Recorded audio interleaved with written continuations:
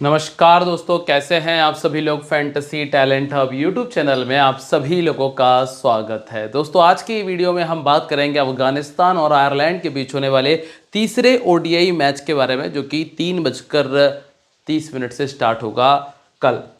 तो दोस्तों आज इस मैच के बारे में डिटेल से जानेंगे कि हमें करना क्या है। अब काफ़ी सारे लोग इस बात से भी परेशान हैं कि भैया आखिर प्लेटफॉर्म कहाँ है। दोस्तों मैं आप सभी लोगों से पहले भी कई बार कह चुका हूँ और आज फिर आप लोगों से कह देता हूँ कि अगर आप लोगों को सही जगह पहुँचना है तो सबसे पहले आप मेरे टेलीग्राम को ज्वाइन कर लो।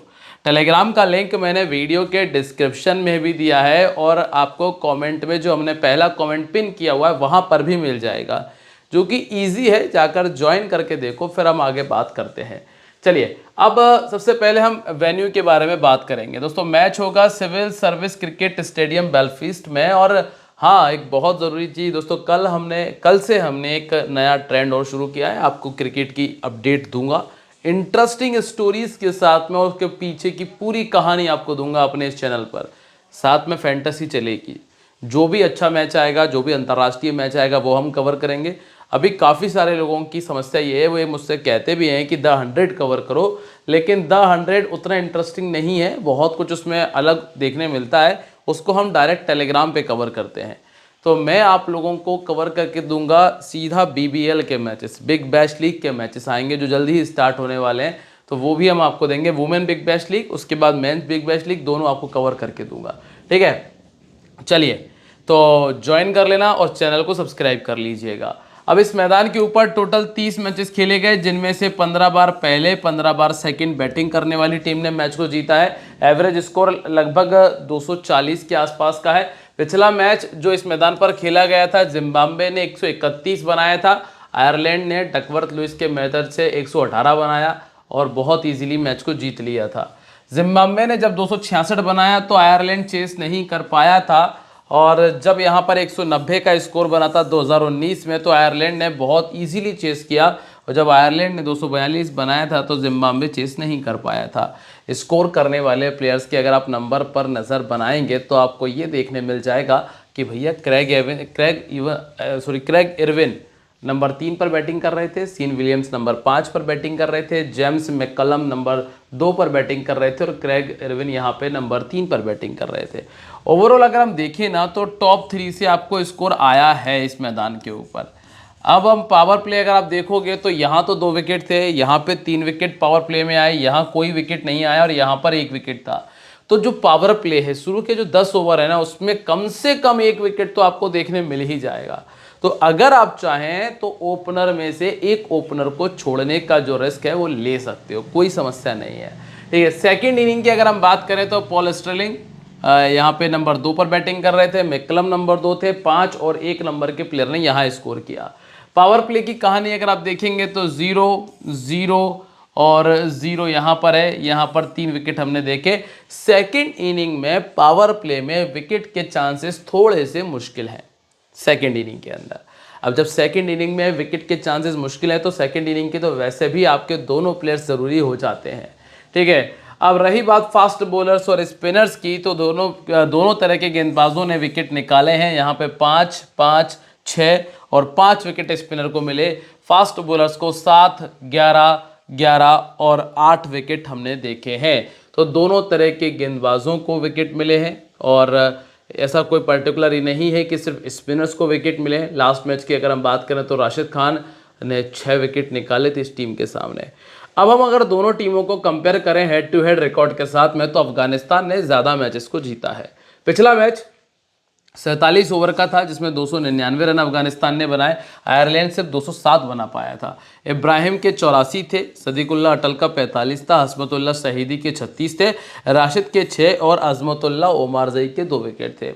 यहाँ पर इनके नया खिलाड़ी था क्रिमिनल, जिसने 62 का स्कोर किया। क्या नाम था इसका? कैरमी हल, क्या पता नहीं। एंडी बेलब्रिन के 36 थे, मार्क अडायर के 2 विकेट थे, और जय मुंड्रा ने 2 विकेट निकाले थे। यहाँ पे आप देखेंगे तो गुरबस का 51 था, हशमतुल्लाह शहीदी ने 69 बनाया था, नबी का 48 था, और एन खारोते के 4 विकेट थे। पॉल स्टिलिंग ने 50, कर्टिस कैम्पर 43, मार्क के 43 और बैरी मैकर्थी के 2 विकेट थे। अगर आप एक कॉमन प्लेयर का सिलेक्शन करना चाहते हो तो आपको क्या देखने मिल रहा है? देखो, एंडी बेलप्रिन ये ओपन करने आते हैं इस टीम के लिए, कितने का स्कोर है? 36 का। पॉल स्टिलिंग ओपन करने आते हैं, कितने का स्कोर किया था? 50 का। ठीक है, एक बार इन्होंने स्कोर किया, एक बार इन्होंने स्कोर किया। यहाँ से इब्राहिम दादरान थे जिन्होंने 84 बनाया, ये ओपन करने आते हैं। रहमानुल्लाह गुरबज ओपन करने आते हैं, इन्होंने 50 बनाया। मतलब दोनों टीमों के ऐसी स्थिति हमने देखी, एक बार एक ओपनर स्कोर कर रहा है तो एक बार दूसरे ओपनर ने स्कोर किया। मतलब कुल मिलाकर दोनों टीमों के पास में बेहतर ओपनर्स हैं।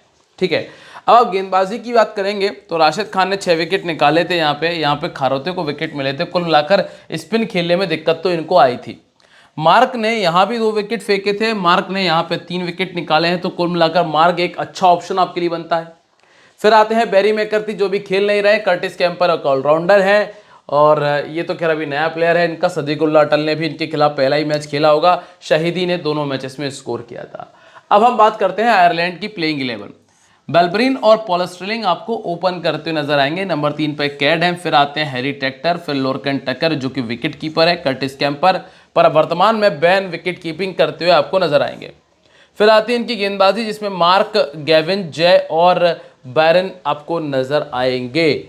अब मैं आपको ये बताऊंगा कि आपको किन किन खिलाड़ियों पे स्पेशली नजर रखनी है। देखो, सीधा सिंपल सा फंडा है। स्मॉल लीग पे अगर हम जाते हैं तो वहां हम आपको 12 प्लेयर के नाम दूंगा, 12 ज़्यादा से ज़्यादा 13 हो जाएंगे।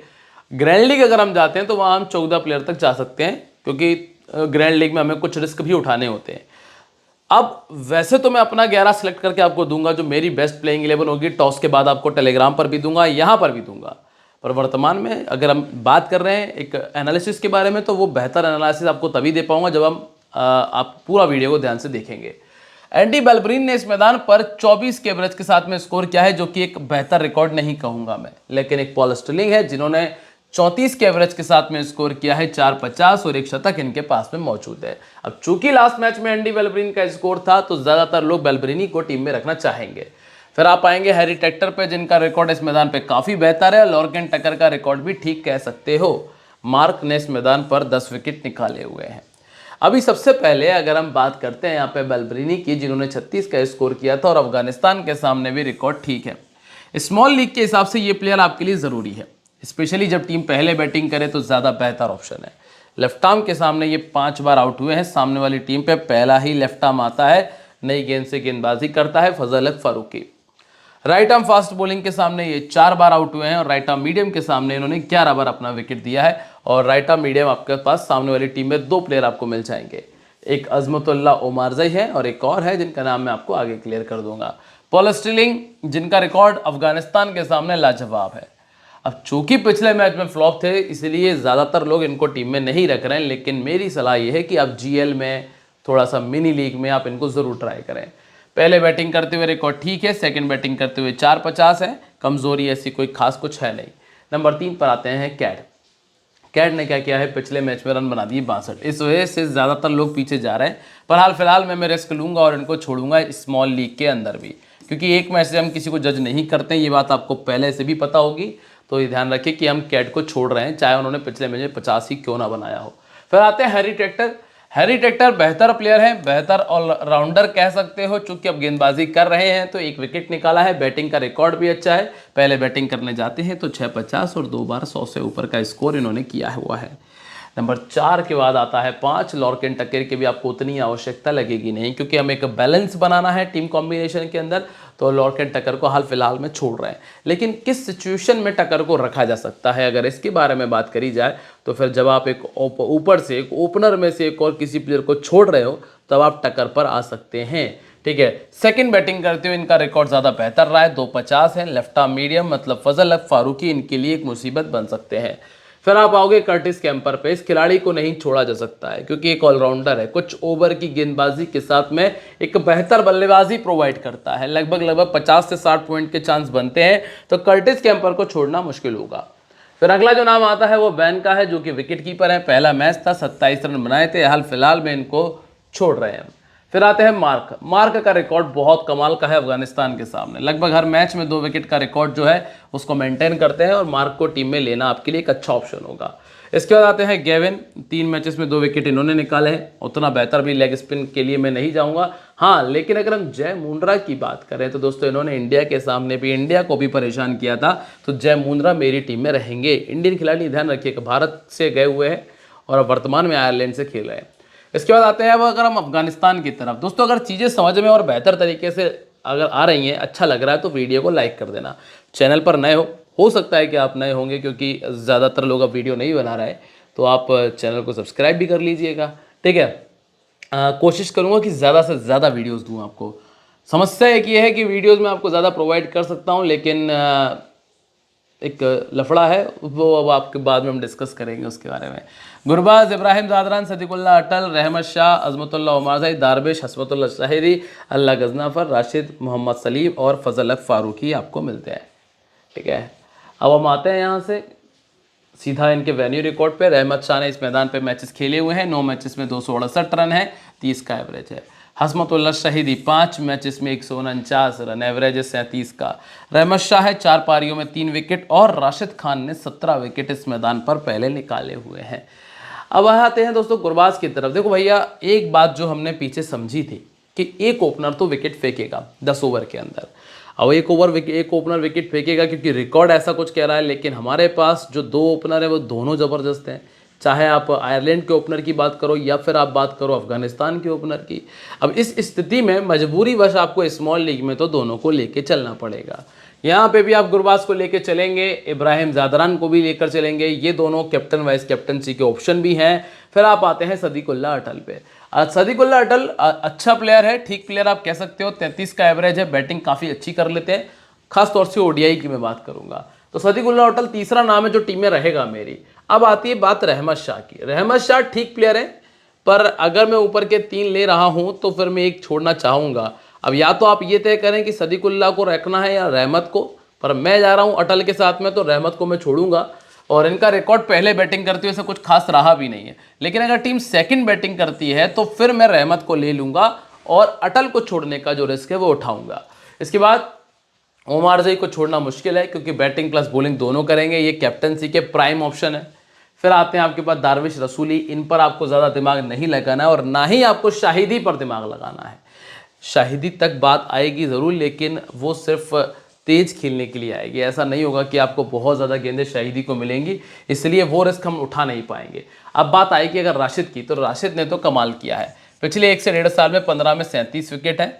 गजनाफर अच्छा बॉलर है, विकेट नहीं आया, लेकिन ध्यान रखना ये आपको 2 विकेट तक दे सकता है, तो जीएल में ट्राई कर लेना। मोहम्मद सलीम एक राइट आर्म मीडियम है, जिनके पिछले ओडीआईस उतने अच्छे गए नहीं हैं, तो इनको अभी हम अवॉइड कर रहे हैं। और रही बात फजल हक फारूकी की, तो कम से कम 1 विकेट आपको फजल हक फारूकी दे के ज़रूर जाएंगे। अब अगर हम बात करें यहाँ से टीम कॉम्बिनेशन और कैप्टन वाइस कैप्टनसी की, तो सबसे ईजी ऑप्शन है स्मॉल लीग के लिए अजमत, राशिद और कर्टिस। अगर आप जीएल में थोड़ा रिस्क उठाकर जाएंगे तो आपको वहाँ पे इब्राहिम, स्टर्लिंग, मार्क ऑब्लिक, रहमानुल्लाह, गुरबाज मिल जाएंगे, जिन पर आप जीएल के कैप्टन वाइस कैप्टन का रिस्क उठा सकते हैं। टीम कॉम्बिनेशन में मेरे पास में गुरबाज है, मेरे पास स्टर्लिंग है, बेलब्रीनी है, हैरी टेक्टर है, इब्राहिम, सदीकुल्लाह अटल, ऑब्लिक, दारविश, रसूली, ये आप ट्राई कर सकते हो। अजमतुल्लाह उमारज़ई मेरे कप्तान हैं, कर्टिस कैंपर मेरी टीम में एज अ ऑलराउंडर, जय Mundra, Rashid vice captain, mark मेरी टीम में शामिल है। ये मेरा स्मॉल लीग का कॉम्बिनेशन है। और अगर आपको सही प्लेटफॉर्म चाहिए तो आप मेरे टेलीग्राम पर ज़रूर ज्वाइन करें, लिंक मैंने डिस्क्रिप्शन, कमेंट सेक्शन दोनों जगह आपको दिया हुआ है, जाकर ज्वाइन करिएगा। मिलेंगे आप लोगों से दोस्तों अगली वीडियो में, तब तक के लिए बाय। चैनल को सब्सक्राइब कर लीजिएगा, मुलाकातें होती रहेंगी।